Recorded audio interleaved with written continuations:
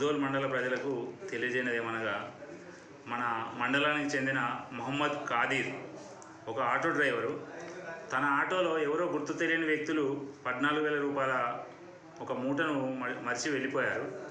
అతను ఎంతో ఇమందారితో ఆ డబ్బును తీసుకొచ్చి ఎవరిది అని ఆ చుట్టుపక్కల వాళ్ళని ఎంక్వైరీ చేసి అక్కడ చుట్టుపక్కల వాళ్ళకు తన నెంబర్ ఇచ్చి ఎవరైనా ఈ డబ్బులు పోగొట్టుకుంటే తనను కాంటాక్ట్ కమ్మని చెప్పారు.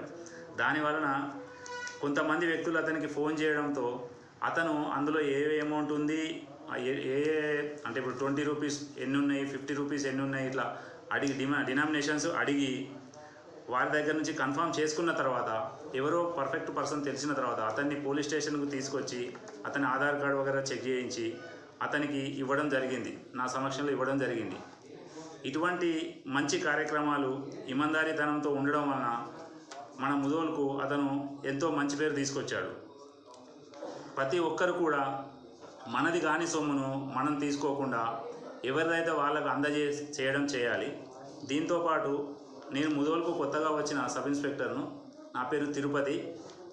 ఇటువంటి కార్యక్రమాలు చేయడంతో పాటు ప్రజలందరూ సమిష్టిగా ఉండి, ఇప్పుడు ప్రస్తుత సమయంలో కరోనా విజృంభిస్తుంది మళ్ళీ, కావున అందరూ కరోనా సంబంధించి ప్రికాషన్స్ తీసుకోవాలి, మాస్కులు తప్పకుండా ధరించాలి, దాంతోపాటు చేతులు శుభ్రంగా కడుక్కోవడం లాంటివి చేయాలి.